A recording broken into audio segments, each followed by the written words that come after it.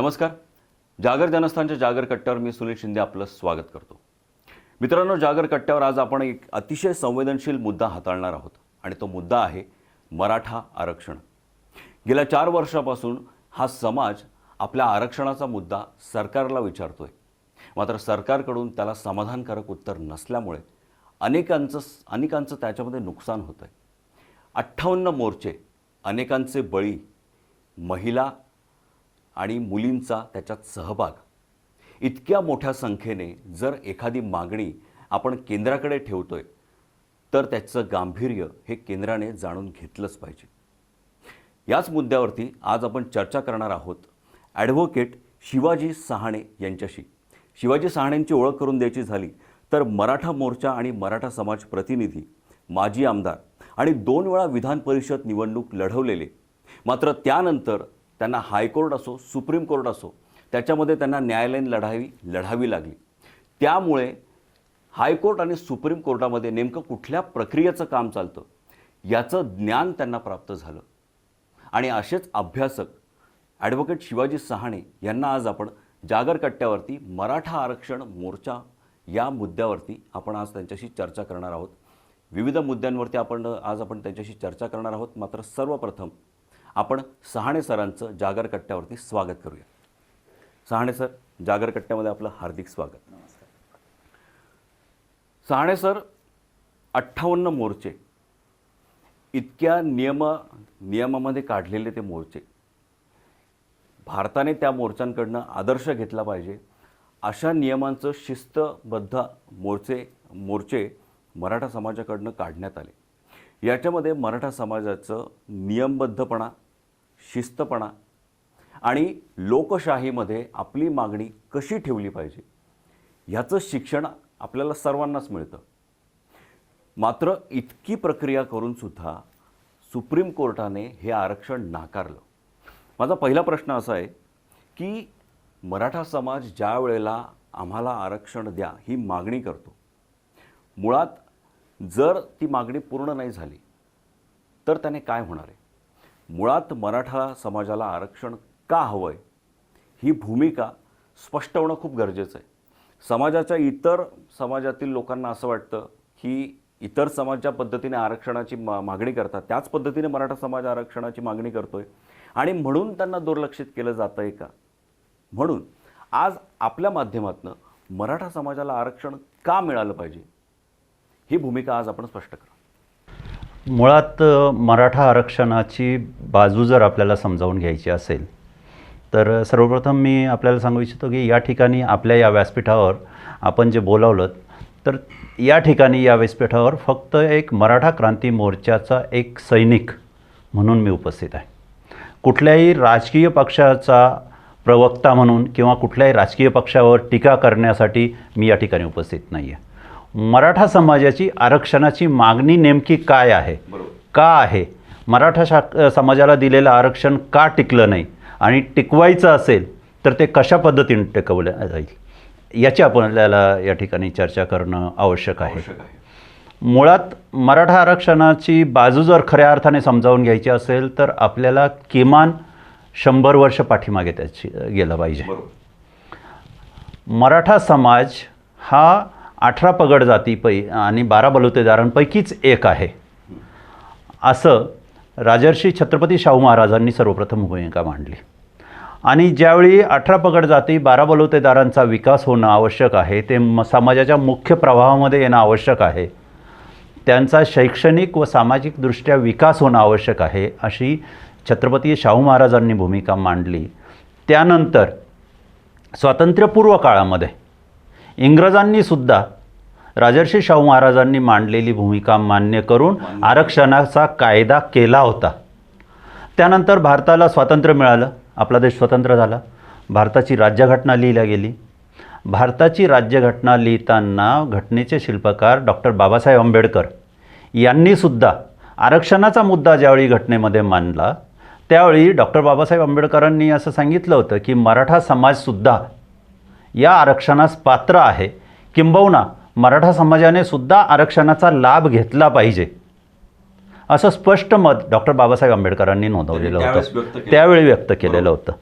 आणि त्याच्याही नंतर संसदेमध्ये जेव्हा डॉक्टर बाबासाहेब आंबेडकरांनी राज्यघटना आणि आरक्षणावर चर्चा सुरू असताना एका संसद सदस्यांनी डॉक्टर बाबासाहेब आंबेडकरांना विचारलं की नेमकं मागासलेपणा म्हणजे काय किंवा आरक्षण म्हणजे काय. त्यावेळी डॉक्टर बाबासाहेब आंबेडकरांनी फार समर्पक उत्तर दिलं होतं की आज भारतामध्ये SC आणि ST शेड्यूल कास्ट आणि शेड्यूल ट्राईब या दोनच समाजाला आरक्षण आहे त्यावेळी. आणि याच्यामध्ये ज्यांचा समावेश नाही परंतु ते खरोखर मागासलेले समाज आहे पण आरक्षण पात्र आहे आणि त्यांनासुद्धा आरक्षण मिळालं पाहिजे असे समाज म्हणजे मागासलेले समाज होतात. त्यामुळे डॉक्टर बाबासाहेब आंबेडकरांनी सुद्धा मराठा समाजाला आरक्षण मिळालं पाहिजे किंवा मराठा समाजाने आरक्षणाचा लाभ घेतला पाहिजे अशी भूमिका स्पष्टपणे मांडलेली होती. आता दरम्यानच्या काळामध्ये काय झालं की 1967 सालपर्यंत मराठा समाजाचा समावेश हा इंटरमिडिएट क्लास म्हणून होता. तोपर्यंत मराठा समाज हा मागासलेला समाज म्हणून नोटिफाय होता. दुर्दैवाने त्यावेळी मराठा समाजातले काही प्रस्थापित नेते, जमीनदार, बागायतदार यांनी मराठा समाजाच्या नावाखाली मराठा आरक्षण घेण्यास आपण जर ते आरक्षण घेतलं तर कुठेतरी कमीपणा येईल, आम्ही मागासलेले आहोत असं समाजामध्ये दिसेल किंवा जगामध्ये दिसेल. त्यामुळे मराठा आरक्षण हा विषय तितकासा गांभीर्याने घेतला नाही आणि तिथंच मराठा समाजाचं फार मोठं नुकसान झालं.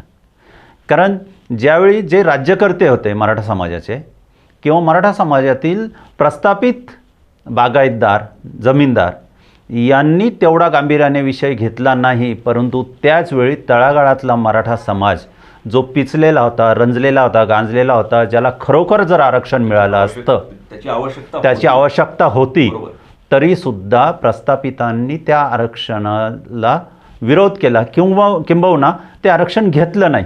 आणि पर्यायाने 1967 नंतर वेळोवेळी ज्या घटनादुरुस्ती झाल्या, भारतीय राज्यघटनेच्या ज्या घटनादुरुस्ती झाल्या, त्या घटनादुरुस्तीनुसार मराठा समाजाला इंटरमिडिएट क्लासमधून वगळण्यात आलं. आता आपण मागे जाऊन ह्याचं खापर कोणाच्याही डोक्यावर फोडण्यात अर्थ नाही, परंतु ही वस्तुस्थिती आहे.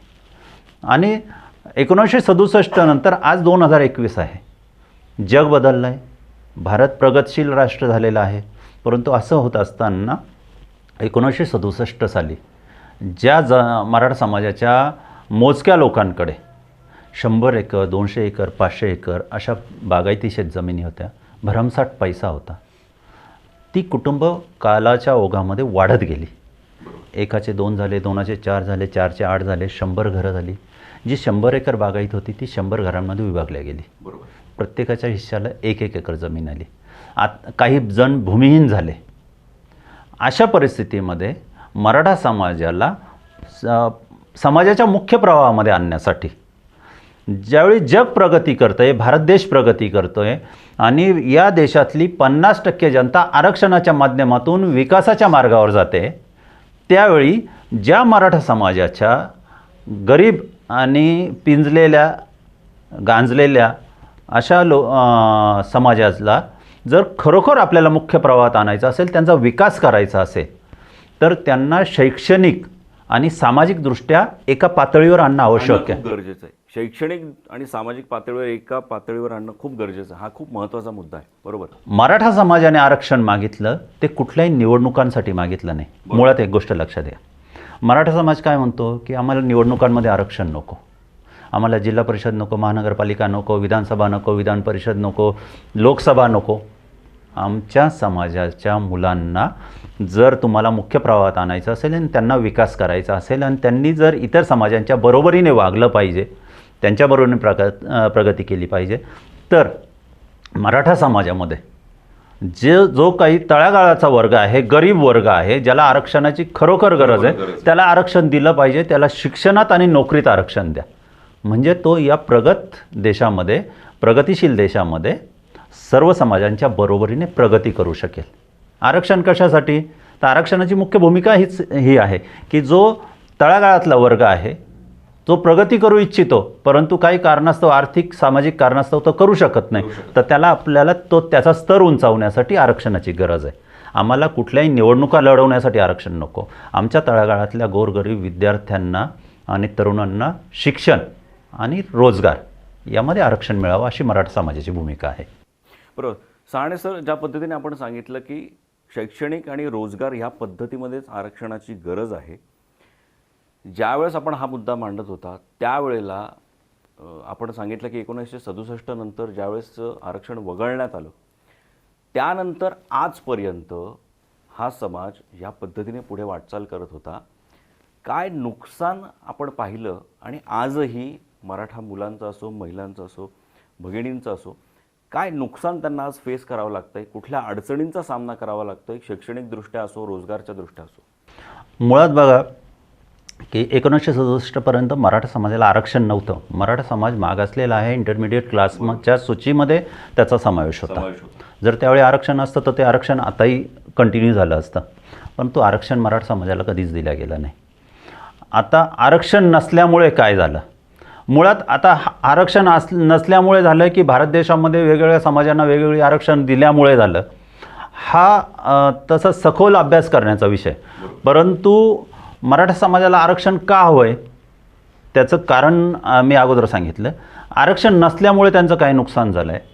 बघा, मराठा समाजाचा एखादा मुलगा खूप मेहनत करतो, रात्रंदिवस कष्ट करतो, अगदी दिव्याच्या कंदिलाच्या उजेडामध्ये तो अभ्यास करतो. खेड्यापाड्यांमध्ये रात्रीचं लोडशेडिंग आहे, ही वस्तुस्थिती आहे. अंधारात त्याला अभ्यास करता येत नाही, जेवढा वेळ मिळेल तेवढ्यात तो अभ्यास करतो. शैक्षणिक सोयी नसतात, ग्रामीण भागामध्ये शाळांचा दर्जा तेवढा उंचावलेला नाही, आर्थिक परिस्थिती तर अतिशय हलाखीची असते. अशा सगळ्या परिस्थितीमध्ये अभ्यास करून मेहनतीने एखादा विद्यार्थी जर 90-95% मार्क्स घेत असेल आणि त्याला जर मेडिकलला किंवा इंजिनिअरिंगला प्रवेश घ्यायचा असेल तर त्यावेळी आरक्षणाचा लाभ असलेला एखादा वर्ग 70%, 60%, 50% मार्क्स मिळवून ती सीट ॲक्वायर करतो किंवा काबीज करतो. मात्र 95% मार्क मिळवून देखील मराठा समाजाचा विद्यार्थी इंजिनिअरिंगचं किंवा वैद्यकीय शिक्षणास पात्र ठरत नाही. ही आमची शोकांतिका आहे. मुळात आमचं म्हणणं असं आहे, एकतर आरक्षण कुणालाच देऊ नका, सर्वांना समान पातळीवर आणा, किंवा जर तुम्ही आरक्षण ठेवलेलं आहे, गोरगरीब जनता, वंचितांची, ज्यांना आवश्यकता आहे त्यांना जर समाजाच्या मुख्य प्रवाहामध्ये त्यांचा विकास करण्यासाठी करताय, तर मराठा समाजामध्ये सुद्धा तसा वर्ग आहे ज्याला आरक्षणाची गरज आहे, जेणेकरून तो शिक्षण चांगल्या पद्धतीचं घेऊ शकेल आणि स्वतः सुशिक्षित झाला, चांगल्या व्यावसायिक शिक्षण त्याने घेतलं तर तो त्याच्या कुटुंबाचा, पर्यायाने त्याच्या गावाचा, राज्याचा आणि देशाचा विकास करू शकेल. हा झाला शिक्षणातला भाग. नोकरीतलं, ज्यावेळी नोकरीसाठी तो जातो त्यावेळीसुद्धा आरक्षणाच्या माध्यमातून अनेक लोक नोकऱ्या मिळवून घेतात, परंतु मराठा समाजाला प्रत्येक वेळी स्पर्धा करावी लागते आणि तो गोरगरीब असेल तरीसुद्धा त्याला नोकरी मिळत नाही. मग आरक्षण जर असलं त्याला, की जसं नोकरीमध्ये 13% आरक्षण दिलं होतं राज्य सरकारने आणि शिक्षणामध्ये 12% आरक्षण दिलं होतं, तर त्याला माहीत आहे की 13% जागा तरी माझ्यासाठी राखीव आहे, त्यामुळे तो शिक्षण घेईल आणि त्या 13% जागांसाठी प्रयत्न करेल. आणि सगळेच समाज करतायत. आज महाराष्ट्रामध्ये 52% आरक्षण आहे.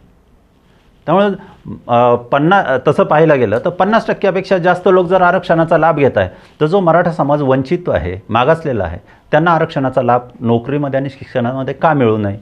आणि मिळत नसल्यामुळे आज परिस्थिती अशी आहे की जो जस्टिस गायकवाड समितीचा अहवाल तयार केला गेला त्याच्यामध्ये अतिशय विदारक चित्र समोर आलेलं आहे. मुळात शेती आहे ती 1 एकर 2 एकर आहे, 10 एकर शेती असेल तर ती जिरायत आहे. मराठवाडा विदर्भासारख्या भागामध्ये तर 50-50 एकर शेतीमध्ये वर्षभर पुरेल इतकं अन्नधान्यसुद्धा पिकत नाही. अशा परिस्थितीमध्ये त्या विद्यार्थ्याला जर शिक्षणात आरक्षण मिळालं नाही तर तो चांगलं शिक्षण घेऊ शकत नाही, कारण गरिबीची परिस्थिती आहे. भरमसाठ डोनेशन फी भरण्याची परिस्थिती त्याची नाही, कारण घरची गरिबी आहे. आणि शिक्षण इकडनं तिकडनं त्याने मेहनतीवर घेतलं तरी नोकरीमध्ये पुन्हा आरक्षण आड येतं आहे, त्याला नोकरी मिळत नाही. शेतीमध्ये काही पिकत नाही, सरकारी नोकरी मिळत नाही. अशा परिस्थितीमध्ये आरक्षण नाही. कारण आरक्षण नाही. अशा परिस्थितीमध्ये हजारो लाखो तरुणांचे, मराठा तरुणांची लग्नसुद्धा होत नाही आहेत. हे अतिशय विदारक दृश्य आपल्यासमोर येतं. कुठल्याही मुलीचा बाप मुलाला सरकारी नोकरी असेल तर पटकन मुलगी द्यायला तयार होतो. परंतु मुलाकडे 10 एकर शेती असेल तर त्याला माहिती आहे या शेतीमध्ये काही पिकणार नाही आहे, त्यामुळे मुलगी द्यायला तयार होत नाही. हे सगळं अतिशय भयावह चित्र आहे आणि हे चित्र कुठंतरी बदललं पाहिजे. मुळात आरक्षणाची मागणी ही, मी जरी मराठा समाजाचा असलो तरी मी स्वतः प्रगती करून सदन कुटुंब माझं स्वतःचं निर्माण केलेलं आहे. परंतु माझं म्हणणं असं आहे की माझा जो मराठा बांधव जो गरीब आहे त्याला आरक्षण द्या, आम्हाला भले देऊ नका. बरोबर. आम्हाला आरक्षण देऊ नका, त्याचा लाभ आम्ही घेणार नाही. मराठा आरक्षण जरी तुम्ही दिलं तरी आम्ही सदन मराठा जे आहे त्याचा लाभ घेणार नाही. परंतु 70% जो गरीब मराठा आहे त्याला मात्र आरक्षण मिळालंच पाहिजे. ही मराठा क्रांती मोर्चाची भूमिका आहे. जी एक फळी आहे जी सक्षम आहे, त्यांनी जर स्वतः सांगितलं की आम्ही सक्षम आहोत, आम्हाला आरक्षणाची इतकी गरज नाही, मात्र ज्यांना ते मिळालं पाहिजे, आमचे बांधव असतील, जे गरजवंत आहे त्यांच्यापर्यंत ते आरक्षण पोहोचणं खूप गरजेचं आहे. ही भूमिका स्पष्ट होणं पण खूप महत्त्वाचं आहे सर. त्याच्यासाठी आपण जसं म्हणालात तसं मराठा समाजामध्ये जे सधन लोक आहेत त्यांनी पुढाकार घेणं आवश्यक आहे. मी या ठिकाणी अभिमानाने एक गोष्ट नमूद करतो की माझा मुलगा के वाघ इंजिनिअरिंग कॉलेजला शिकला. त्याने मागच्याच वर्षी डिप्लोमा केला आणि मराठा आरक्षणाचा कायदा संमत झाल्यानंतर मराठा आरक्षित जागेवर त्याला त्या के वाघ कॉलेजमध्ये प्रवेश मिळू शकला असता. परंतु आमच्या कुटुंबाने, आम्ही सर्वांनी ठरवलं की माझ्या मुलाने खुल्या प्रवर्गातून प्रवेश घ्यावा आणि ती एक सीट जी मराठा आरक्षणाची आहे ती कुणाला तरी गरीब होतकरू विद्यार्थ्याला मिळावी. आणि आम्ही तसं केलं, कारण आमची फी भरण्याची तयारी होती किंवा आमची एक क्षमता होती, ती आम्ही केलं आणि तीच सीट कुणाला तरी गरीब विद्यार्थ्याला मिळाली असेल आणि तोही शिकला असेल. अशी भूमिका देखील मराठा समाजातून अनेक लोक घेत आहेत आणि ती पुढे अनेकांनी घेतली पाहिजे. बरोबर. सहाणे सर, ही मागणी किती महत्त्वाची आहे हे आत्ता आपण स्पष्ट केलं.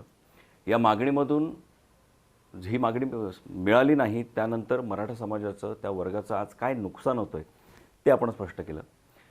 ज्या वेळेला मराठा आरक्षणाचा मुद्दा समोर आला, तो राज्याकडे मांडला गेला, तो केंद्रापर्यंत पोहोचवण्यात आला.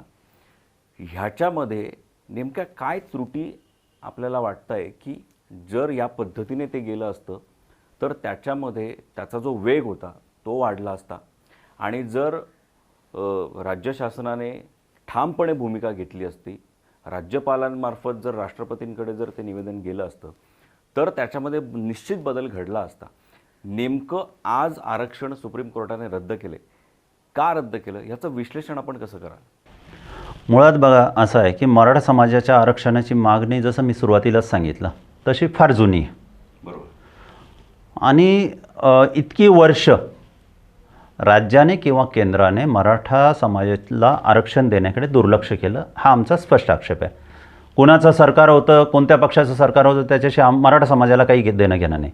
मराठा समाज हा प्रत्येक वेळी मतदान करत आलेला आहे. बरोबर. आणि प्रत्येक वेळी मतदान करताना हीच अपेक्षा ठेवली की आमची आरक्षणाची जी मागणी आहे ती कुठंतरी पूर्ण होईल. मराठा समाजाच्या आरक्षणाच्या मागणीला खऱ्या अर्थाने धार आली ती कोपर्डी बलात्कार आणि हत्याकांड केसनंतर. ती अतिशय दुर्दैवी घटना घडली. एका भगिनीवर, 15 वर्षाच्या भगिनीवर जो काय दुर्दैवी प्रकार तिच्या बाबतीत घडला आणि त्यानंतर तिला न्याय मिळावा यासाठी मराठा समाजाने लाखोच्या संख्येने मूक मोर्चे काढले.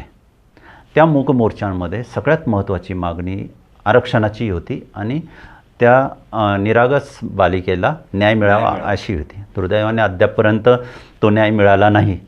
ही बाब अतिशय क्लेशदायक आहे, शोकांतिका आहे. मराठा आरक्षणाची तशीच शोकांतिका झाली. बघा 2016ला मी मराठा समाजाने लाखोच्या संख्येने मोर्चे काढले. मराठा समाजाची ताकद, आजकाल काय तुमची ताकद दाखवल्याशिवाय काहीच मिळत नाही असं म्हणतात, परंतु आम्ही शक्ती प्रदर्शन आम्ही शांततेच्या मार्गाने मराठा समाजाची एकजूट आणि ताकद दाखवून दिली. त्यामागे हेतू काय होता? तोडफोड याचा अजिबात हेतू नव्हता, तसं झालंही नाही. मुळात मराठा समाजाला आरक्षण मिळालं पाहिजे हा मुख्य मुद्दा त्यातला होता. आणि तो मुद्दा ज्यावेळी अतिशय ऐरणीवर आला त्यावेळी तत्कालीन राज्य सरकारने मराठा आरक्षण देण्यासाठी सुरुवातीला जी नारायण राणे समिती नेमल्या गेली ती त्यामध्ये ज्या काही त्रुटी राहिल्या होत्या, नंतर सरकार बदललं आणि नवीन सरकारने 1914 ते 19 दरम्यान भारतीय जनता पार्टी शिवसेनेचं सरकार महाराष्ट्रामध्ये अस्तित्वात आलं आणि त्या सरकारने अगदी शेवटी म्हणजे 2018-19 शेवटी जस्टिस गायकवाड समिती नेमून मराठा समाज खऱ्या अर्थाने मागासलेला आहे किंवा कसे याबाबत अभ्यास केला. त्यांनी संपूर्ण महाराष्ट्रातील मराठा समाजाचा अभ्यास केला. संपूर्ण सगळ्या जिल्ह्यांमध्ये दौरे केले, तिथली मागासलेली परिस्थिती लक्षात घेतली, शेतकरी आत्महत्यांचं प्रमाण बघितलं. त्या आत्महत्या केलेल्या शेतकऱ्या हे मेजॉरिटीने बहुतांश संख्येने मराठा समाजाचे होते. त्यानंतर मराठा समाजाच्या तरुणांना तरुणींना शिक्षणामध्ये आरक्षण मिळत नाही, त्यामुळे त्यांचं शिक्षण पूर्ण होऊ शकत नाही किंवा ते व्यावसायिक शिक्षण चांगल्या पद्धतीचं शिक्षण घेऊ शकत नाही आणि शिक्षण घेतल्यानंतर त्यांना नोकरीमध्ये तेवढं स्थान मिळत नाही, सरकारी नोकरीमध्ये. ह्या सगळ्या गोष्टींचा विचार आणि मराठा समाजाच्या रूढी परंपरा या सगळ्यांचा विचार करून मराठा समाज मागासलेला आहे आणि त्यांना खरोखर शिक्षणामध्ये आणि नोकरीमध्ये आरक्षणाची गरज आहे असा अहवाल जस्टिस गायकवाड समितीने राज्य शासनाला सुपूर्द केला. आता हा अहवाल ज्यावेळी राज्य शासनाला सुपूर्द केला गेला तर राज्य शासनाने त्यावेळी ठरवलं की जस्टिस गायकवाड समितीने दिलेल्या अहवालानुसार मराठा समाजाला आरक्षण दिलं पाहिजे. ही भूमिका राज्य सरकारची त्यावेळची होती. त्याबद्दल आम्हाला काही शंका घेण्याचं कारण नाही, जे कागदावर आहे ते आहे. परंतु असं करत असताना मराठा समाजाला ज्यावेळी तुमची खात्री पटली की मराठा समाजाला आरक्षण दिलं पाहिजे आणि तुमची द्यायची तयारी झाली किंबहुना तुम्ही दिलं ते आरक्षण टिकेल असं आरक्षण दिलं पाहिजे होतं. मुळात आज मराठा समाजाचं आरक्षण का रद्द झालं हे तळागाळातल्या मराठा समाजाच्या तरुणींना, ग्रामीण भागातल्या लोकांना माहीत नाही आहे. त्यामुळं हा उहापोह थोडा सविस्तर होणं आवश्यक आहे. बघा, जस्टिस गायकवाड समितीने जो अहवाल दिला तो अहवाल विधानसभेच्या पटलावर माननीय मुख्यमंत्र्यांनी नोव्हेंबर 2018 ठेवला आणि नोव्हेंबर 2018मध्येच विधानसभेने सर्वमताने म्हणजे एकमताने, बहुमताने नव्हे तर एकमताने तो विधानसभेमध्ये कायदा संमत केला की मराठा समाजाला आरक्षण दिल्या गेलं पाहिजे आणि मराठा समाजाच्या आरक्षणाचा कायदा महाराष्ट्र विधानसभेमध्ये एकमताने संमत झाला. त्यानंतर तो विधान परिषदेमध्ये पण संमत झाला आणि कायदा अस्तित्वात आला. आता नेमकं तारखा बघा, ज्या टेक्निकल गोष्टी आहेत त्या मी आता या ठिकाणी मांडतो की मराठा आरक्षणाची लढाई 2016 ते 2018 ही मराठा समाजाची सुरू होती. रस्त्यावर मोर्चे काढून त्याचवेळी शिष्टमंडळ सरकारच्या प्रतिनिधींना भेटून आरक्षण मागत होतं, सर्व सुरू होतं. तसं होत असताना केंद्र सरकारमध्ये संसदेमध्ये 102वी घटना दुरुस्ती अंमलात आली. आता 102वी घटना दुरुस्ती नेमकी काय आहे त्याचा परिणाम सुप्रीम कोर्टाने त्यांच्या निकालामध्ये पण त्याचा उल्लेख केलेला आहे. हेही समाजातल्या सर्व वर्गाला, तळागाळातल्या लोकांना किंवा ग्रामीण भागातल्या लोकांना समजणं आवश्यक आहे. तर भारतीय राज्यघटना ज्यावेळी अस्तित्वात आली, भारत स्वतंत्र झाला 1947 साली, त्यानंतर राज्यघटना अस्तित्वात आली. त्या राज्यघटनेमध्ये जी काही कलमं समाविष्ट होती ती त्यावेळच्या सामाजिक परिस्थितीनुसार होती. परंतु जसजसा काळ जात गेला त्यावेळी जसजशा बदल समाजामध्ये घडत गेले, काही आवश्यकता आल्या कायदे करण्याच्या, काही कायद्यांमध्ये दुरुस्ती करण्याची आवश्यकता आली, काही कायदे रद्द करण्याची आवश्यकता आली. तर ते करण्यासाठी वेळोवेळी भारतीय राज्यघटनेमध्ये दुरुस्त्या केल्या गेल्या आणि अशी भारतीय राज्यघटनेमध्ये 102वी घटना दुरुस्ती 2018 साली केल्या गेली. आता नेमकी 102वी घटना दुरुस्ती नेमकी काय आहे तर 102व्या घटना दुरुस्तीनुसार संसदेमध्ये असा कायदा संमत करण्यात आला की यापुढे कुठल्याही घटक राज्यांना किंवा केंद्रशासित प्रदेशांना आरक्षणाबाबत कायदा करण्याचा अधिकार नाही. राज्य शासनाला किंवा केंद्रशासित प्रदेशाला. ही बाब अतिशय महत्त्वाची आणि ही घटना दुरुस्ती ऑगस्ट 2018 या महिन्यामध्ये संसदेमध्ये मंजूर झाली आणि मराठा आरक्षण कायदा नोव्हेंबर 2018 म्हणजे 102व्या घटना दुरुस्तीनंतर 2 महिन्याने महाराष्ट्र विधानसभेमध्ये आणि विधान परिषदेमध्ये मराठा आरक्षण कायदा मंजूर केला गेला. आता बघा, या ठिकाणी महत्त्वाचा मुद्दा मला असा मांडायचा आहे, मी कुणाला दोष देत नाही, परंतु कुठंतरी काहीतरी त्रुटी राहून गेली. जर केंद्राने 102व्या घटना दुरुस्तीनुसार असं म्हटलेलं आहे की कुठल्याही घटक राज्याला किंवा केंद्रशासित प्रदेशाला यापुढे आरक्षण एखाद्या समाजाला मागास असे आहे, तो समाज मागासलेला आहे असं ठरवण्याचा किंवा ती सूची ठरवण्याचा अधिकार नाही किंवा त्यांना आरक्षण देण्याचा अधिकार नाही, असं करत असताना घटनेमध्ये कलम 342A समावेश करण्यात आला. 342A जो स्पष्टपणे सुप्रीम कोर्टाने त्यांच्या निकालामध्ये पण म्हटलेला आहे, तो नमूद केला. 342A काय म्हणतो की यापुढे कुठल्याही घटक राज्यांना आरक्षण देण्याचा अधिकार नाही. जर एखाद्या राज्याला वाटलं की या राज्यातील, जसं महाराष्ट्राचं उदाहरण घेऊया आपण, महाराष्ट्र सरकारला असं वाटलं, महाराष्ट्र राज्याला असं वाटलं की मराठा समाज हा बहुसंख्येने मागासलेला समाज आहे आणि त्याला समाजाच्या मुख्य प्रवाहामध्ये आणण्यासाठी शैक्षणिक व सामाजिक मागासलेपणा दूर करण्यासाठी शिक्षणात आणि नोकरीमध्ये, सरकारी नोकरीमध्ये आरक्षण दिलं पाहिजे. तर त्यासाठी महाराष्ट्र राज्याने काय करायचं की फक्त त्याबाबतचा सविस्तर अहवाल समितीमार्फत तयार करायचा आणि तो अहवाल माननीय राज्यपालांच्या माध्यमातून राज्य सरकारने सन्माननीय राष्ट्रपतींकडे पाठवायचा. ही 102व्या घटना दुरुस्तीने कलम 342A नुसार केलेली संसदेने तरतूद आणि तो कायदा तो अस्तित्वात आला. तो सर्व राज्य सरकारांवर बंधनकारक होता. संसदेच्या दोन्ही सभागृहांमध्ये तो मंजूर झालेला होता. तो ऑगस्ट 2018ला मंजूर झाला. ऑगस्टच्या दरम्यानसुद्धा मराठा आरक्षणाची कार्यवाही सुरू होती. जस्टिस गायकवाड समितीचा अहवाल तयार झालेला होता आणि त्यावेळी 102वी घटना दुरुस्ती आणि 342A कलम अस्तित्वात आलेलं होतं. तर त्यावेळी तत्कालीन सरकारने जर हा अहवाल विधानसभेच्या पटलावर ठेवण्याच्या ऐवजी माननीय राज्यपालांकडे दिला असता आणि माननीय राज्यपालांनी मराठा समाजाला आरक्षण देण्याकामी शिफारस माननीय राष्ट्रपतींकडे केली असती आणि माननीय राष्ट्रपतींनी ते मराठा आरक्षणाबाबतचं नोटिफिकेशन प्रसिद्ध केलं असतं आणि ते प्रसिद्ध केल्यानंतर त्याच्यामध्ये जर काही सूचना हरकती कुणाच्या आल्या तर राष्ट्रीय मागासवर्ग आयोग NCBCच्या माध्यमातून त्याची सुनावणी घेऊन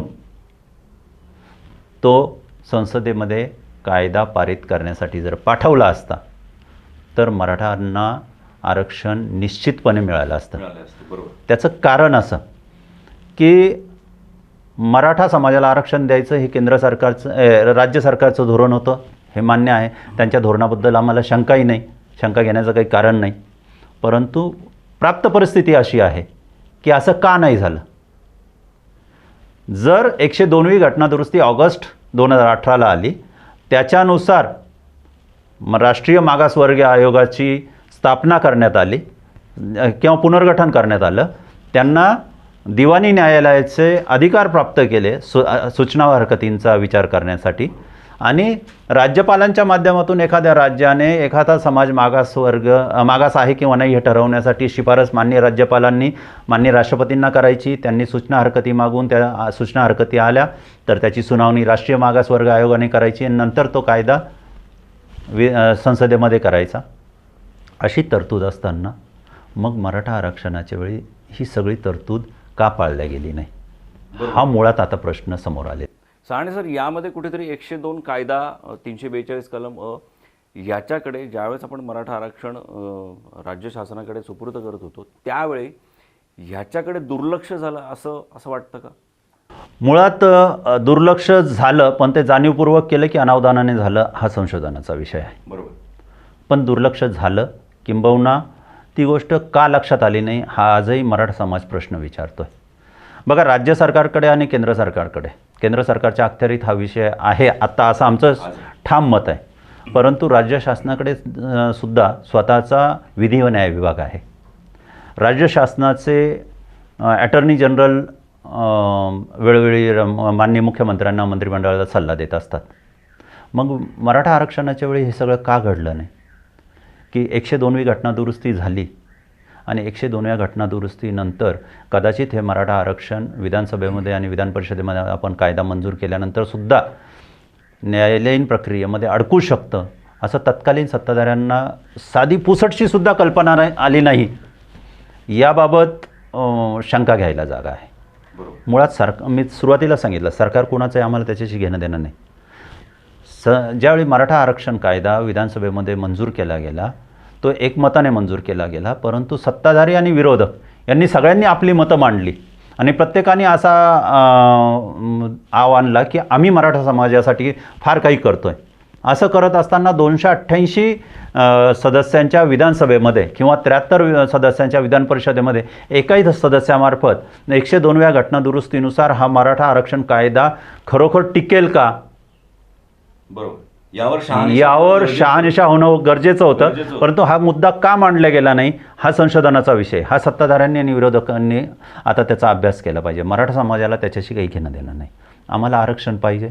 तुम्ही राज्यामध्ये सत्तेत बसलेले आहात, केंद्रामध्ये भारतीय जनता पार्टीचं बहुमताचं सरकार आहे, त्यांनी काय करायचं ते त्यांनी करावं. मराठा समाजाला आरक्षण दिलं पाहिजे. आज सुप्रीम कोर्टाच्या म्हणण्यानुसार जर 102व्या घटनादुरुस्तीनुसार राज्याला अधिकार नाहीत, केंद्राला अधिकार आहेत, तर राज्य सरकारने केंद्राकडे बाजू मांडावी आणि केंद्राकडून आम्हाला आरक्षण मिळवून द्यावं. बरोबर. सहाणे सर, राज्य सरकारने केंद्राकडे आपली बाजू मांडावी हे निश्चित आहे. मात्र आज आरक्षण रद्द झाल्यानंतर राज्य सरकारचा आरक्षणाच्या मुद्द्यावरून केंद्राकडे पाठपुरावा जो झाला पाहिजे तो कमी होतोय का? ज्या अर्थाने एकमेव लोकप्रतिनिधी खासदार संभाजीराजे हे आज आरक्षण मुद्द्याला धरून लोकांपर्यंत जात आहे, लोकप्रतिनिधींना विचारत आहे, मात्र त्यांची मागणी ही आहे की आपण एकत्र येऊन हा मुद्दा केंद्राकडे मांडूया. मात्र तितक्या मोठ्या संख्येने त्यांना पाठिंबा मिळत नाही आहे. याचा अर्थ आजचं राज्य सरकार हे यांना आरक्षण द्यायचं आहे की नाही हा मुद्दा कुठेतरी समोर येतोय. त्याबद्दल काय सांगाल? मुळात थोडीशी पार्श्वभूमी आपण मागे जाऊन बघूया. जस्टिस गायकवाड समितीचा अहवाल ज्यावेळी विधानसभेच्या पटलावर ठेवला गेला, त्यानंतर मराठा आरक्षण कायदा विधानसभेमध्ये मंजूर झाला, विधान परिषदेत मंजूर झाला, कायदा अस्तित्वात आला. तो कायदा माननीय उच्च न्यायालयामध्ये, मुंबई उच्च न्यायालयामध्ये एका याचिकाकर्त्याने तो कायदा बेकायदेशीर आहे किंवा घटनेच्या विरोधी आहे म्हणून तो रद्द करण्यात यावा, बरोबर, अशी भूमिका मांडली आणि मराठा आरक्षणाला विरोध केला. ज्यावेळी उच्च न्यायालयामध्ये, मुंबई हायकोर्टामध्ये सर्वकष प्रयत्न राज्य सरकारने केले आणि मराठा आरक्षणाच्या बाबी सर्व माननीय न्यायालयाच्या निदर्शनास आणून दिल्या. त्यावेळी माननीय न्यायालयाने 102व्या घटनादुरुस्तीचा सुद्धा विचार केला. त्या निकालामध्ये त्याचा स्पष्ट उल्लेख आहे. 102व्या घटनादुरुस्तीनुसार झाल्यानंतरसुद्धा माननीय उच्च न्यायालयाचं असं मत पडलं की राज्य सरकारला आरक्षणाबाबतचे कायदे करण्याचा अधिकार आहे. आणि असं करत असताना जस्टिस गायकवाड समितीने जो काही अहवाल दिला होता की मराठा समाज हा मागासलेला आहे आणि त्यांना शैक्षणिक आणि नोकरीमध्ये आरक्षण दिलं पाहिजे, ही गोष्ट माननीय उच्च न्यायालयाने देखील मान्य केलेली होती. फक्त तसं करत असताना उच्च न्यायालयाने 12% शैक्षणिक आरक्षण कायम ठेवलं, मात्र नोकरीमधलं 16% जे राज्य शासनाने प्रस्तावित केलेलं आरक्षण होतं ते 16% न ठेवता 13% केलं. मराठा समाजाला नाही तेवढंही सोडून दिलं की ठीक आहे 16% नाही 13% तर 13% आरक्षण मिळालं आहे. मग एखादा कायदा माननीय उच्च न्यायालयामध्ये जर न्यायालयीन प्रक्रियेच्या कसोटीवर खरा उतरतो आणि जस्टिस गायकवाड समितीचा अहवाल हा उच्च न्यायालय वैध ठरवतं, त्यानुसार आरक्षण दिलं जातं आणि तो आरक्षणाचा कायदा वैध आहे असा निकाल दिला जातो. त्या निकालाला त्या याचिकाकर्त्याने पुन्हा सर्वोच्च न्यायालयामध्ये ज्यावेळी आव्हान दिलं आणि अपील दाखल केलं त्यावेळी काय परिस्थिती झाली की सर्वोच्च न्यायालयामध्ये गेल्यानंतर हे अपील सर्वप्रथम 3 न्यायाधीशांच्या खंडपीठापुढे सुनावणी झालं. त्यावेळी 3 न्यायाधीशांचं मत असं पडलं की यामध्ये घटनेच्या काही कलमांबाबत उहापोह होणे आणि निर्णय घेणे अपेक्षित असल्यामुळे हे 5 न्यायाधीशांच्या खंडपीठाकडे घटनापीठाकडे हे सोपवलं जावं म्हणून 3 न्यायाधीशांनी ते 5 जजेसच्या बेंचकडे 5 न्यायाधीशांच्या खंडपीठाकडे घटनापीठाकडे ते सोपवलं. आता सुप्रीम कोर्टामध्ये ज्यावेळी सुनावणी सुरू झाली त्यावेळी हे सगळं थोडंसं सविस्तर सांगतो. त्याचं कारण आज सुरुवातीला मी सांगितलं की हा विषय सविस्तर येणं गरजेचं आहे. लोकांमध्ये खूप संभ्रम आहे या विषयाबद्दल. कायद्याचे जाणकार आहेत किंवा जे राजकारणी आहेत त्यातल्या बऱ्याच लोकांना माहीत आहे, परंतु ज्यांना खरी आरक्षणाची गरज आहे त्या तळागाळातल्या समाजाला, ग्रामीण भागातल्या माझ्या मराठा बांधव भगिनींना हे माहीत झालं पाहिजे की नेमकं सुप्रीम कोर्टामध्ये काय झालं. एवढाच मुद्दा आहे की सुप्रीम कोर्टामध्ये आरक्षण रद्द झालं, का झालं, याची बाजूही समाजासमोर येणं आवश्यक आहे. बरोबर. ज्यावेळी 5 न्यायाधीशांच्या खंडपीठाकडे हे प्रकरण सुनावणीसाठी आलं त्यावेळी 5 न्यायाधीशांच्या खंडपीठासमोर कोणकोणते मुद्दे होते सुनावणीसाठी. तर पहिला मुद्दा की 102वी घटना दुरुस्ती अस्तित्वात आल्यानंतर कलम 342 अनुसार राज्यांना आरक्षण देण्याचे अधिकार आहेत का. बरोबर. पहिला मुद्दा. असतील तर जस्टिस गायकवाड समितीने महाराष्ट्रामध्ये मराठा समाज जो मागासलेला आहे असा अहवाल दिला, तो अहवाल वैध आहे का, खरा आहे का. तिसरी गोष्ट, इंदिरा साहनी खटल्यामध्ये 1992 साली माननीय सर्वोच्च न्यायालयाने आरक्षणाची जी मर्यादा 50%पेक्षा जास्त नको ही जी मर्यादा घालून दिलेली होती त्याचं उल्लंघन झालेलं आहे का.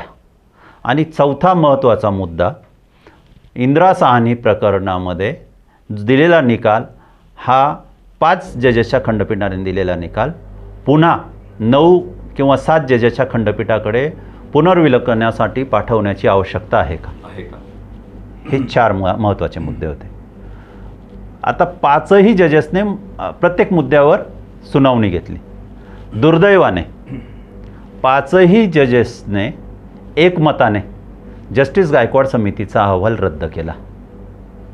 जो जस्टिस गायकवाड समितीचा अहवाल महाराष्ट्र विधानसभेने मंजूर केला, मान्य केला. मराठा समाज मागासवर्ग आहे, मागासलेला आहे, त्याला आरक्षणाची गरज आहे आणि आरक्षण देण्यासाठी महाराष्ट्रामध्ये एक्स्ट्रा ऑर्डिनरी सर्कमस्टन्सेस अपवादात्मक परिस्थिती निर्माण झालेली आहे, त्यामुळे मराठ्यांना आरक्षण दिलं पाहिजे.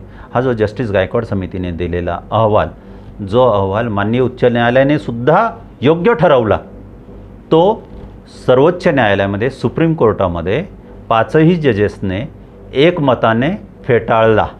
याला इंदिरा साहनीचा जो खटला आहे तो त्याचा जास्त प्रभाव असू शकतो का.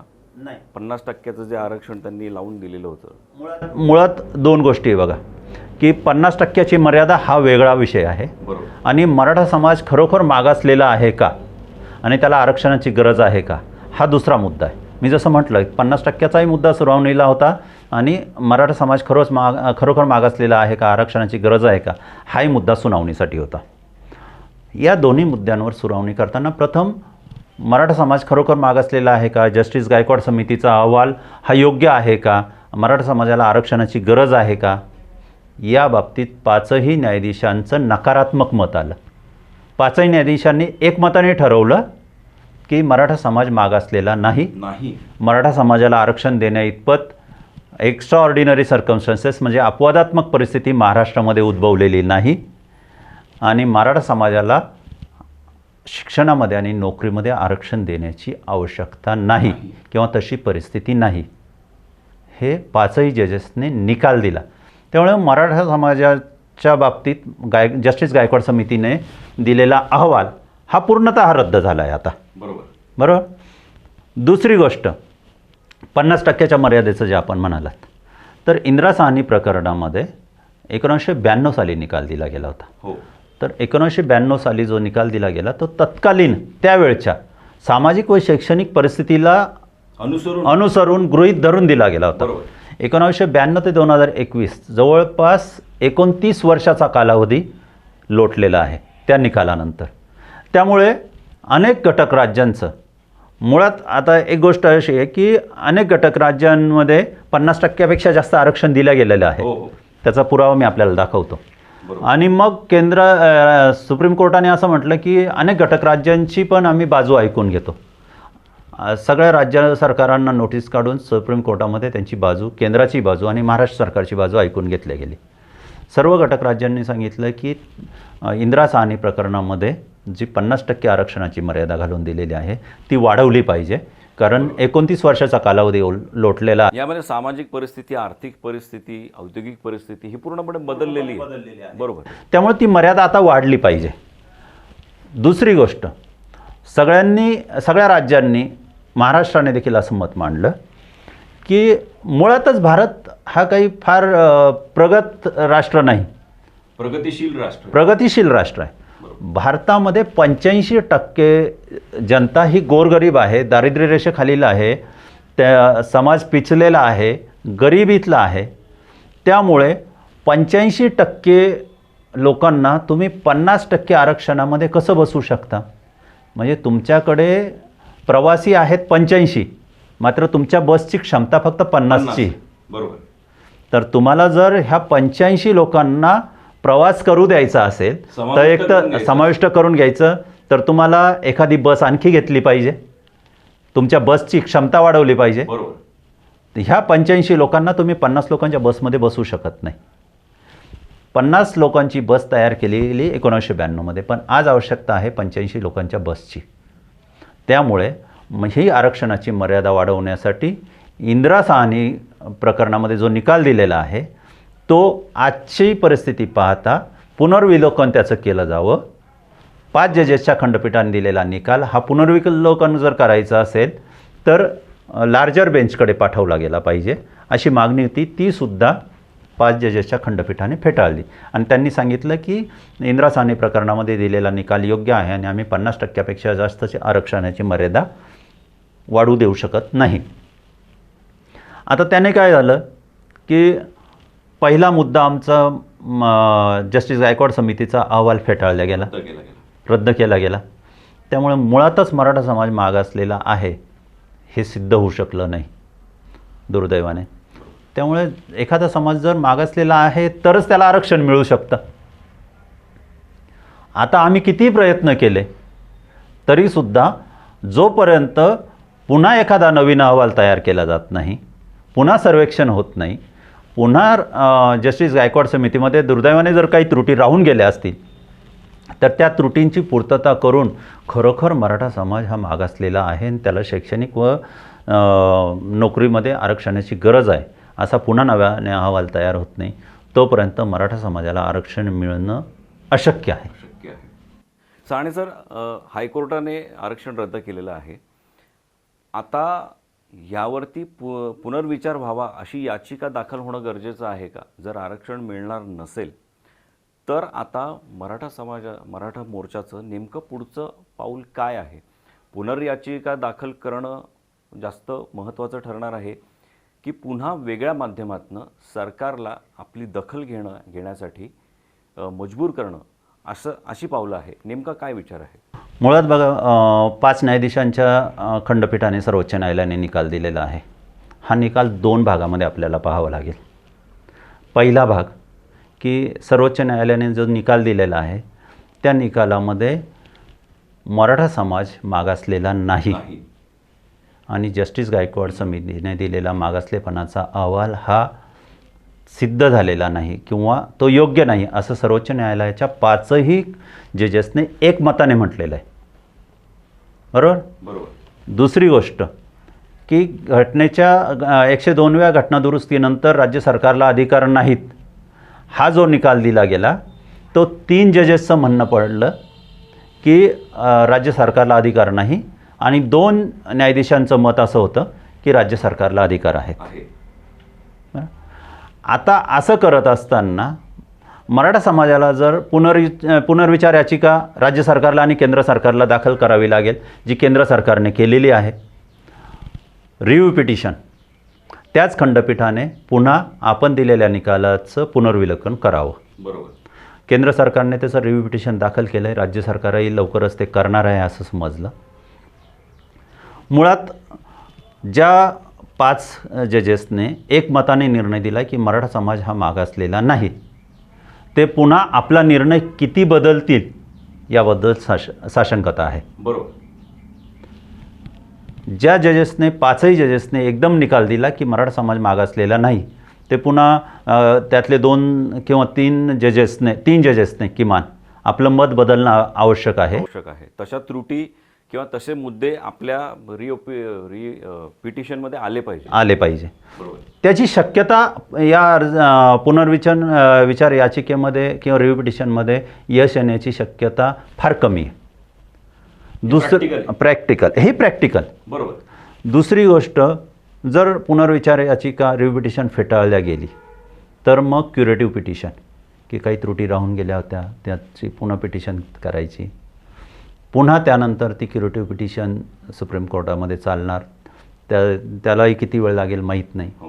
परंतु तसं करत असताना पुन्हा सगळ्यात महत्त्वाचा अडथळा असा आहे की 1% आपण असं समजू की 102व्या घटनादुरुस्तीनुसार राज्य सरकारला आरक्षण देण्याचा अधिकार आहे असं क्युरेटिव्ह पिटिशनमध्ये किंवा रिव्ह्यू पिटिशनमध्ये जाहीर जरी झालं तरीसुद्धा त्यास आरक्षण देण्यासाठी मराठा समाज मागासलेला आहे हा अहवालही सुप्रीम कोर्टामध्ये सिद्ध होणं आवश्यक आहे. बरोबर. आणि जो 5ही जजेसने नाकारलेला आहे. त्यामुळे नव्याने तो अहवाल तयार करणं हे जास्त सोयीस्कर आहे. परंतु प्रयत्न शेवटच्या क्षणापर्यंत केले गेले पाहिजे. राज्य सरकारने करावं, केंद्र सरकारनेही करावं, जे काही याचिकाकर्ते आहेत तेही करतील. परंतु यातून जर आपल्याला कायमस्वरूपी टिकणारं आरक्षण जर मिळवायचं असेल तर मात्र आता केंद्राने आणि राज्याने एकमेकांकडे बोटं दाखवण्यापेक्षा दोघांनी एकत्र येणं आवश्यक आहे. मराठा समाजाला आरक्षण मिळालं पाहिजे अशी जर दोघांची भूमिका असेल तर घटनात्मक तरतुदींचा अभ्यास करून कायदेशीररित्या मराठा समाजाला आरक्षण कसं मिळेल पुन्हा आणि ते कसं टिकेल, टिकणारं आरक्षण मराठा समाजाला हवं पाहिजे. बरोबर. साने सर, खासदार संभाजीराजे भोसले आज या मुद्द्याला घेऊन सरकारकडे आपली याचिका दाखल करताय, केंद्र सरकारपर्यंत पोहोचण्याचा प्रयत्न करताय. आरक्षण रद्द झालेलं आहे, मात्र आता पुढे त्यांची नेमकी काय पावलं ते आता उचलणार आहेत. आता 6 तारखेला ज्या पद्धतीने त्यांनी घोषणा केलेली आहे, नेमकं यातनं त्यांना सरकारला काय दाखवून द्यायचं आहे, कुठल्या पद्धतीचा मार्ग आता ते अवलंबण्याचा प्रयत्न ते करताय, काय वाटतं आपल्याला? मुळात बघा असं आहे की 2016पासून मराठा आरक्षणाची लढाई सुरू झाली. त्यावेळेपासून आज तागायत मराठा समाजाने कुणालाही आरक्षणाच्या लढाईचं नेतृत्व दिलेलं नव्हतं. परंतु संपूर्ण मराठा समाजाची आणि अनेक मराठा संघटनांची मनस्वी इच्छा होती की या आरक्षणाच्या लढाईला कुणीतरी सेनापती पाहिजे. बरोबर. कारण मराठ्यांच्या बाबतीत एक आख्यायिका आहे की मराठे नेहमी युद्धात जिंकतात परंतु तहात हारतात. आम्ही रस्त्यावरचं युद्ध जिंकलं, आपली शक्ती दाखवून दिली, परंतु म्हणजे ज्या चर्चा कराव्या लागतात, ॲक्रॉस द टेबल बसून राज्य सरकार केंद्र सरकारबरोबर ज्या चर्चा कराव्या लागतील त्यासाठी कुणीतरी एक सेनापती असणं आवश्यक होतं. आणि आम्ही वेळोवेळी अनेक मराठा संघटनांनी आणि अनेक शिष्टमंडळांनी खासदार छत्रपती संभाजीराजेंना विनंती केली की राजे, आपण या मराठा आरक्षणाच्या लढ्याचं नेतृत्व करावं. मुळात छत्रपती संभाजीराजेंचा स्वभाव जो आहे तो अतिशय वेगळा आहे. त्यांच्यामध्ये कुठलाही राजकारणी नाही. भूमिका ती दिसत नाही. ती भूमिका दिसत नाही. परंतु ज्यावेळी आम्ही सगळ्यांनी त्यांना गळ घातली त्यावेळी त्यांनी असं सांगितलं की मी नेतृत्व नाही स्वीकारणार या लढ्याचं, परंतु समाजाचा एक घटक म्हणून आणि तुमचा प्रतिनिधी म्हणून किंवा तुमच्यातलाच एक मराठा क्रांती मोर्चाचा सैनिक म्हणून मी मराठा समाजाची बाजू राज्य शासनाकडे, केंद्र शासनाकडे मांडण्यासाठी माझी सर्व प्रयत्न करण्याची तयारी आहे. आणि मराठा समाजाने, अनेक मराठा संघटनांनी, मराठा क्रांती मोर्चाच्या सर्व समन्वयकांनी छत्रपती संभाजीराजेंना ती गळ घातली आणि त्यांनी ती मान्य केली. परंतु त्यांनी स्वतः सांगितलं की मी नेता नाही, मी कुठलंही नेतृत्व स्वीकारलेलं नाही, पण तुम्हाला मी मदत करेल, तुमच्यापैकीच एक म्हणून मी तुमची बाजू सरकारकडे मांडेल. त्यामुळे छत्रपती संभाजीराजेंच्या भूमिकेबद्दल कुठलाही किंतु कुणीही, जनता तर आणतच नाही, पण कुठल्याही राजकारण्यांनी मनामध्ये आणण्याचं काही कारण नाही. आता राजकारण्यांना, सर्वपक्षीय राजकारण्यांना छत्रपती संभाजीराजे या मराठा क्रांती मोर्चाचं किंवा मराठा आरक्षणाच्या लढाईमध्ये आमच्याबरोबर आहेत, तर त्याबाबत का धास्ती निर्माण झाली हा न उलगडणारा कोडा आमच्यासाठी आहे. बरोबर. पण आता नेमकं त्यांची पुढची पावलं काय असणार आहे, ते कुठल्या पद्धतीची रणनीती आता ते घेऊ इच्छित आहे, जेणेकरून हा मुद्दा प्रामुख्याने राज्याने आणि केंद्राने लक्षात घ्यावा. आता नेमकी काय त्यांची उपाययोजना असणार आहे त्यावर काय सांगाल? मुळात असं आहे की ज्यावेळी आम्ही सेनापतीपद छत्रपती संभाजीराजेंकडे दिलेलं आहे त्यावेळी याबाबतची भूमिका त्यांनी स्पष्ट करणं जास्त योग्य ठरेल. परंतु आम्ही सगळ्यांनी जो विचारविमर्श केला, वेळोवेळी आमच्या बैठका होत असतात, मराठा क्रांती मोर्चाच्या समन्वयकांच्या बैठका होत असतात आणि सगळ्यात महत्त्वाचं म्हणजे छत्रपती संभाजीराजे हे तळागाळातल्या सामान्य माणसापासून घटनातज्ञांपर्यंत, ज्येष्ठ वकिलांपर्यंत सर्व राजकारण्यांच्या सगळ्यांची मतं जाणून घेतात, सगळ्यांनाच्या प्रत्यक्ष गाठीभेटी घेतात, त्यांच्याशी चर्चा करतात. त्यातून एक बाजू आमच्या सगळ्यांच्या चर्चेतून अशी पुढं आलेली आहे की बघा, आता सुप्रीम कोर्टाने तर आरक्षण रद्द केलेलं आहे आणि मराठा समाजाला आरक्षण तर मिळालं पाहिजे. हे राज्यामध्ये आता जे काय आघाडी सरकार आहे त्या आघाडी सरकारचंही मत आहे की मराठ्यांना आरक्षण मिळालं पाहिजे. विरोधी पक्षाचंही मत आहे की मराठ्यांना आरक्षण मिळालं पाहिजे. मग छत्रपती संभाजीराजेंनी ज्या दिवशी माननीय मुख्यमंत्र्यांची भेट घेतली त्याच्या आदल्या दिवशी आम्ही सहज असं गप्पा मारण्यासाठी म्हणून बसलेलं असताना छत्रपतींनी सांगितलं की आपण ह्या सगळ्या राज्यकर्त्यांना एकत्र आणण्याचा प्रयत्न करू. आपल्याला मराठा आरक्षण मिळालं पाहिजे, त्यासाठी आपण ह्या सगळ्यांना एकत्र आणलं पाहिजे. हे येत नसतील तर त्यासाठी प्रयत्न केले पाहिजे आणि त्यासाठी कुणीतरी पुढाकार घेतला पाहिजे. तर तो पुढाकार घेण्याची जबाबदारी छत्रपती संभाजीराजे यांनी घेतली. त्यातून आमच्या सगळ्यांचा विचार आणि छत्रपतींनी त्याच्यावर शिक्कामोर्तब केला की आता सुप्रीम कोर्टाच्या निकालानंतर भारतीय जनता पार्टीचे अनेक नेते राज्य सरकारवर ताशेरे ओढत आहेत. बरोबर. राज्य सरकारमधील काही नेते भारतीय जनता पार्टीवर ताशेरे ओढत आहेत. आमचं मराठा समाज म्हणून असं म्हणणं आहे की आम्हाला या सगळ्या तुमच्या राजकारणाशी काही घेणं देणं नाही. ही वादविवाद करण्याची वेळ नाही किंवा तशी आवश्यकता नाही. तुमचा सगळ्यांचा हेतू जर स्पष्ट असेल की मराठा समाजाला आरक्षण मिळालं पाहिजे, तर केंद्रामध्ये जसं सुप्रीम कोर्टाने त्यांच्या निकालामध्ये सांगितलं की आरक्षण देण्याचे अधिकार हे केंद्राला आहेत, संसदेला आहेत. ठीक आहे, आम्हाला केंद्रातून आरक्षण मिळालं तरी हरकत नाही, परंतु त्यासाठी प्रयत्न करण्याची, एकजुटीने प्रयत्न करण्याची राज्यातल्या सर्व राजकीय पक्षांची आणि त्या प्रस्थापित नेत्यांची आणि सत्ताधाऱ्यांची तसेच विरोधी पक्षाची देखील तेवढीच जबाबदारी आहे. बरोबर. अशी भूमिका ज्यावेळी समोर आली त्यावेळी छत्रपती संभाजीराजे यांनी माननीय मुख्यमंत्री उद्धवजी ठाकरे तसेच माननीय शरद पवार साहेब, नंतर बाळासाहेब थोरात साहेब या सर्व नेत्यांशी भेटी घेऊन, तसेच देवेंद्र फडणवीस उद्धवजी विरोधी पक्षनेते, ह्या सगळ्यांची भेट घेऊन त्यांना एकच सांगितलं की तुम्ही सगळेजण एकत्र या. भारतीय जनता पार्टीचे जे नेते आहेत त्यांचं सरकार केंद्रामध्ये आहे आणि महाराष्ट्रामध्ये महाविकास आघाडीचं सरकार आहे. तर या सर्वांनी एकत्र यावं, एका व्यासपीठावर यावं आणि ह्या सगळ्यांनी एकत्र येऊन ठरवावं, घटनातज्ञांना बोलवावं, ॲटर्नी जनरलला बोलवावं आणि त्यावेळी कायद्याचा आणि घटनेचा सगळा अभ्यास करून या दोन्ही पक्षांनी, हे बघा, आरक्षण देऊ शकतात तर हे दोन्ही पक्षच देऊ शकतात. बरोबर. म्हणजे विरोधी पक्ष आणि सत्ताधारी हे दोघं एकत्र येऊन आरक्षण देऊ शकतात. तर यांनी एकत्र येऊन ठरवावं एका रूममध्ये. आणि आम्ही सगळ्यांनी विनंती केली छत्रपती संभाजीराजेंना की मराठा समाजाच्या वतीने आपण मराठा समाजाचा प्रतिनिधी म्हणून त्या बैठकीमध्ये उपस्थित राहा आणि आपल्यासमोर होऊ देत की सत्ताधारी पटवून देतात महाविकास आघाडीचे नेते की ही जबाबदारी केंद्राची आहे, किंवा विरोधी पक्षनेता आणि भारतीय जनता पार्टीचे नेते पटवून देतात की ही जबाबदारी राज्य सरकारची आहे.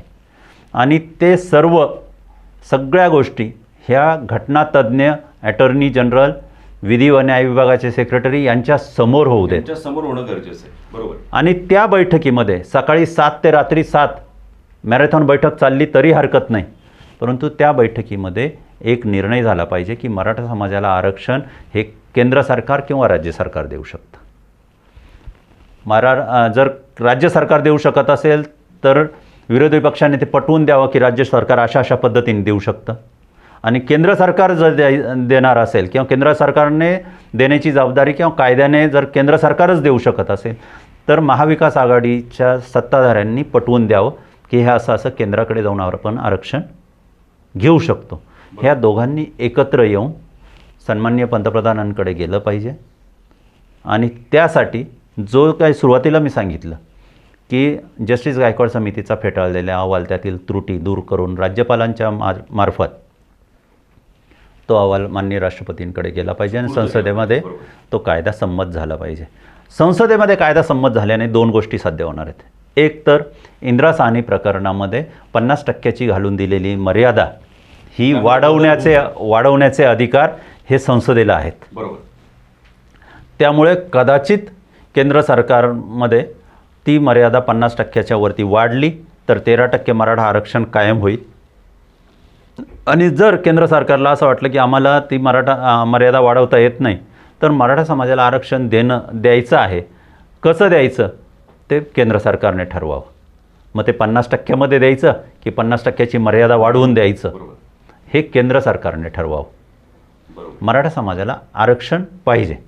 मुळात एक लक्षात घ्या की एक यादी आहे या ठिकाणी की त्यामध्ये अनेक राज्यांमध्ये 50%पेक्षा जास्त आरक्षण दिल्या गेलं.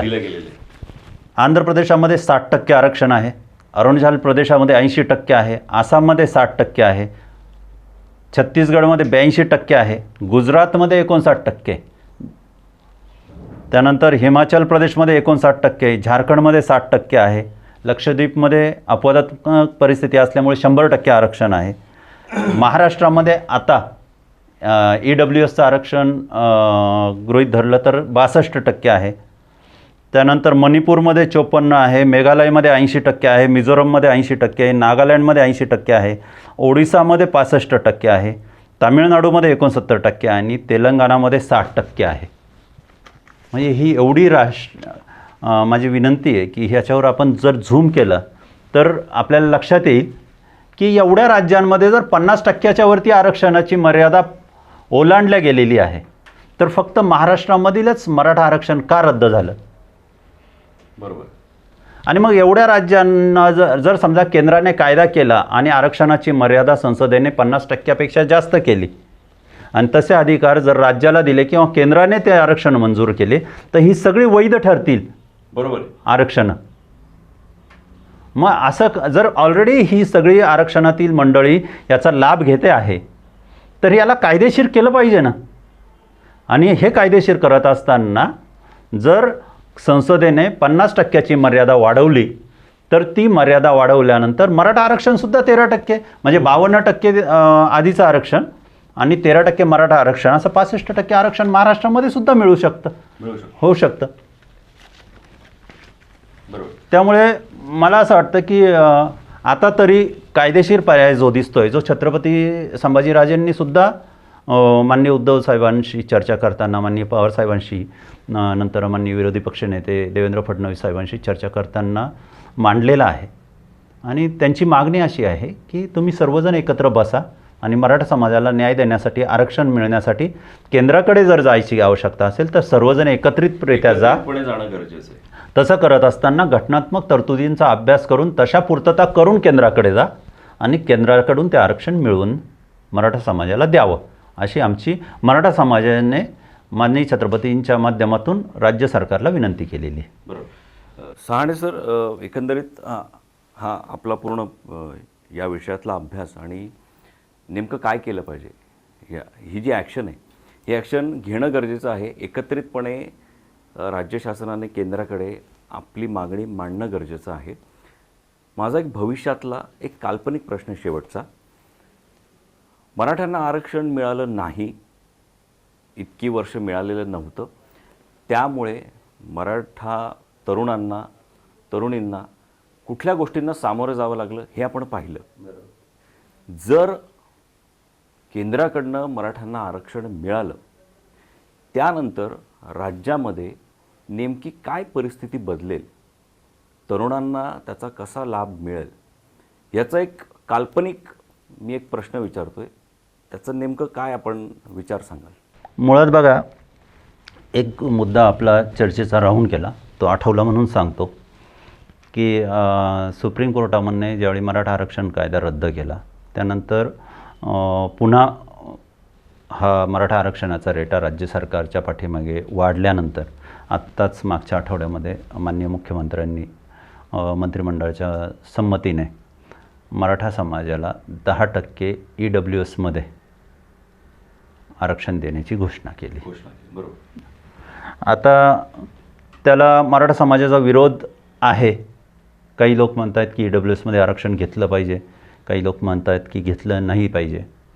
त्याची मूळ बाजू समजावून घेणं आवश्यक आहे की 10% EWSचं आरक्षण जर घेतलं तर राज्य सरकारने स्पष्ट करावं की एका व्यक्तीने आज EWSच्या आरक्षणाचा लाभ घेतला आणि उद्या जर समजा मराठा आरक्षण कायदा अस्तित्वात आला आमच्या सुदैवाने, तर त्याला मराठा आरक्षणाचा फायदा घेता येईल, ही स्पष्टता राज्य सरकारने करणं आवश्यक आहे. दुसरी गोष्ट, EWS हे केंद्राने दिलेलं आरक्षण आहे, हे काही राज्याचं आरक्षण नाही आहे.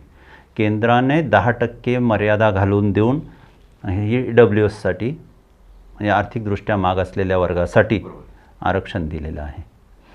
त्यामुळे ते फक्त एका समाजाला देता येईल का? जर मराठा समाजालाच फक्त महाराष्ट्रामध्ये EWSचं आरक्षण दिलं तर पुन्हा त्याच घटनात्मक पेच निर्माण होऊन ते सुद्धा न्यायालयीन प्रक्रियेमध्ये अडकू शकतं. त्यामुळे फक्त मराठा समाजाला 10% EWSचं आरक्षण दिलं असं न म्हणता, कारण EWSचं आरक्षण ज्यावेळी तुम्ही जाहीर केलं आता काही सरकार ते मागे घेणार नाही, त्याचा लाभ ज्यांना घ्यायचा ते घेतीलही, परंतु त्यातल्या ज्या जाचक अटी आहेत त्या कुठंतरी शिथिल केल्या पाहिजे. मग त्या शिथिल करण्याचे अधिकार राज्याला आहे की केंद्राला, हे राज्याने आणि केंद्राने ठरवावं.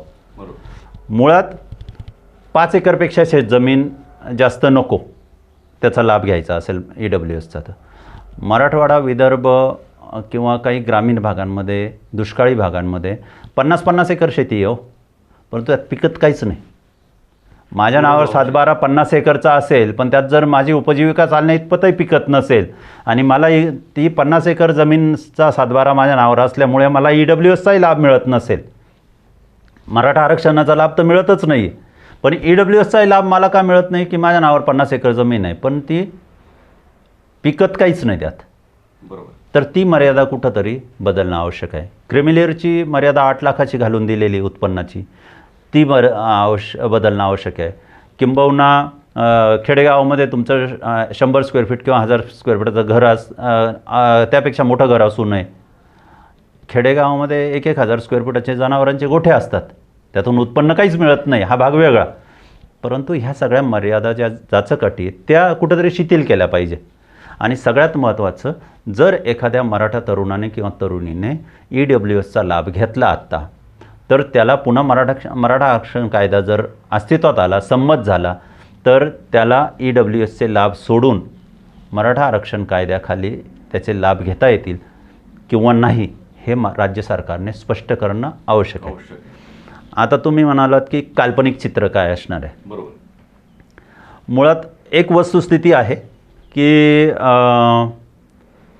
नोकरीमध्ये 13% आरक्षण दिलं आहे राज्य शासनाने, म्हणजे जो कायदा केला होता त्याच्यामध्ये आपण त्याचा विचार केला होता, आणि शिक्षणामध्ये 12% दिलं आहे. शिक्षणामध्ये 12% आरक्षण देऊन देखील मराठा समाजाच्या तरुण तरुणींना कितपत फायदा होईल याबद्दल मी साशंक आहे. त्याचं कारण असं आहे की 100 विद्यार्थी आहेत, फक्त 12 जणांना आरक्षणाचा लाभ होणार आहे. त्यामुळे खरं तर ती मर्यादा जास्त असायला पाहिजे होती, ते आरक्षण जास्त मिळायला पाहिजे होतं, या मताचा मी आहे की 12%पेक्षा जास्त आरक्षण शिक्षणामध्ये मिळायला पाहिजे होतं. परंतु हेही नसे थोडके, जे 12% मिळालेलं आहे त्यामध्ये आमचे होतकरू तरुण तरुणी जर चांगल्या पद्धतीचं व्यावसायिक शिक्षण, वैद्यकीय शिक्षण, इंजिनिअरिंगचं शिक्षण घेऊ शकले, औद्योगिक शिक्षण घेऊ शकले, तर ते त्यांच्या कुटुंबाची प्रगती करू शकतील, समाजाच्या मुख्य प्रवाहामध्ये येऊ शकतील. ती भरमसाठ फी, या सगळ्या व्यावसायिक अभ्यासक्रमांसाठी लागणारी भरमसाठ फी ही त्यांना न भरता जर समजा शिक्षण मिळालं तर ते शिक्षण घेऊ शकतील आणि समाजाच्या मुख्य प्रवाहामध्ये येऊ शकतील, स्वतःची, कुटुंबाची आणि पर्यायाने समाजाची प्रगती करू शकतील. त्यामुळे ते आरक्षण आवश्यकच आहे. आणि ते केलं तर मला असं वाटतं की कुठंतरी 100% नाही, परंतु 60% समाजाला, 50% समाजाला न्याय दिल्यासारखं होईल आणि कुठंतरी हा मराठा समाज मुख्य प्रवाहामध्ये आलेला आपल्याला दिसेल. हे झालं शिक्षणाच्या बाबतीमध्ये. आता 13% सरकारी नोकरीच्या बाबतीमध्ये जे आपण म्हणालात की काय चित्र असेल, तर मुळात दिवसेंदिवस संगणकीकरण होत चाललेलं आहे. सरकारी नोकऱ्या कमी होत चाललेल्या आहेत.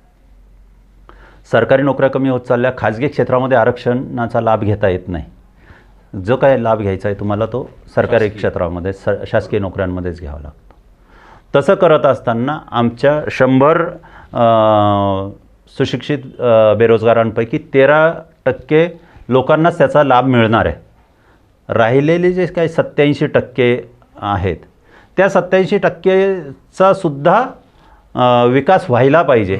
या दृष्टीने छत्रपती संभाजीराजेंनी राज्य शासनाकडे मागणी केली की जी छत्रपती शाहू महाराजांच्या नावाने सारथी संस्था सुरू केलेली आहे, त्या संस्थेला किमान 1000 कोटी रुपयांचा निधी देण्यात यावा आणि त्या माध्यमातून समाजातील सुशिक्षित होतकरू तरुण तरुणींना कर्जपुरवठा केला जावा. आणि तो कर्जपुरवठा जर योग्य रीतीने झाला आणि त्या समाजातील ते तरुण तरुणी जर व्यावसायिक झाले, स्वतःच्या पायावर उभे राहिले, तर अनेक लोकांना ते रोजगार देऊ शकतील आणि मराठा समाजातल्या या वर्गाची प्रगती होईल. हा मुद्दा छत्रपती संभाजीराजेंनी मांडला आणि तो निधी 1000 कोटी रुपये वर्षाला देणं फार मोठी गोष्ट राज्य सरकारसाठी नाही आहे. त्याचबरोबर अण्णासाहेब पाटील महामंडळ जे आहे, त्या महामंडळाच्या माध्यमातून अनेक तरुणांना कर्ज उपलब्ध करून दिले पाहिजे, त्याच्या जाचक अटी रद्द केल्या पाहिजे, जेणेकरून ज्या मराठा समाजाच्या मुलांना मुलींना शिक्षण घेतल्यानंतर 13% आरक्षणामध्ये नोकऱ्या मिळतील, ते स्वतःची प्रगती करतील. ज्यांना नोकऱ्या मिळणार नाहीत ते सारथी संस्थेच्या माध्यमातून किंवा अण्णासाहेब पाटील महामंडळाच्या माध्यमातून कर्ज घेऊन स्वतःचा व्यवसाय नव्याने सुरू करू शकतील. एखादा व्यवसाय जर एखाद्याने सुरू केला तर तो किमान 10-15 लोकांना रोजगार देऊ शकेल, स्वतःची त्याचबरोबर समाजाची, फक्त मराठा समाजाची नाही, कारण त्याच्याकडे काम करणारा हा सर्व समाजातला वर्ग असणार आहे. तर मराठा समाजाच्या तरुण तरुणींची प्रगती तर होईलच, त्याचबरोबर इतर समाजांच्या प्रगतीला सुद्धा हातभार लागू शकेल. सहाणे सर, खूप अभ्यासपूर्ण आज आपली चर्चा झाली आणि त्यातनं मराठा समाजाची नेमकी भूमिका काय, जर कायदा रद्द झालेला आहे, मराठा समाजाची याचिका जर ती फेटाळली गेली आहे, त्याच्यासाठी पुनर्याचिका कुठल्या पद्धतीनं दाखल झाली पाहिजे, राज्य सरकारने काय ठाम भूमिका घेतल्या पाहिजे आणि केंद्रापर्यंत आपला विषय कुठल्या पद्धतीने मांडला पाहिजे, आणि एकंदरीत या सर्व गोष्टींचा परिणाम हा जो काही महाराष्ट्रातल्या आपल्या मराठा समाजातल्या तरुणांवर होणार आहे, त्यातनं जो समाजामध्ये एक त्याचा उपयोग होणार आहे, समाजाला त्याचा फायदा होणार आहे, हीच एक आज एकंदरीत चर्चेमधनं आज आपल्याला आमच्या प्रेक्षकांपर्यंत पोचवता आलं. सहाणे सर, इतका अभ्यासपूर्ण चर्चेसाठी आज आपण आम्हाला इतका अमूल्य वेळ दिला त्याबद्दल खरंच आपले खूप खूप धन्यवाद. ईश्वर आपल्याला उत्तम आरोग्य देव आणि आपण आत्ता ज्या गोष्टींसाठी लढा देत आहे त्यामध्ये आपल्याला यश लाभो हीच आमची सदिच्छा. जाता फक्त एक विनंती आपल्या माध्यमातून मी मराठा समाजाच्या सर्व तरुण तरुणींना करू इच्छितो की आपला इतिहास लढण्याचा आहे, रडण्याचा नाही. त्यामुळे प्राप्त परिस्थितीमध्ये आम्ही सर्व मराठा क्रांती मोर्चाचे समन्वयक छत्रपती संभाजीराजे आहेत, मराठा समाजाचे अनेक घटक आहेत, हे सर्व लोक मराठा समाजाच्या होतकरू तरुण तरुणींना न्याय मिळवून देण्यासाठी कटिबद्ध आहोत. राजकारणाच्या पलीकडे जाऊन काही गोष्टी कराव्या लागल्या तर त्याही करून घेण्यासाठी आपण सर्वजण सक्षम आहोत. फक्त एकच विनंती आहे, कालही एक दुर्दैवी प्रकार घडला. मराठा आरक्षण मिळवताना अनेक तरुण तरुणींनी स्वतःचे बलिदान दिले. अशा घटना पुन्हा घडू नये असा टोकाचा निर्णय घेऊ नका अशी विनंती करतो. कारण आपण जर असा टोकाचा निर्णय घेतला तर संपूर्ण कुटुंब उद्ध्वस्त होऊ शकतं.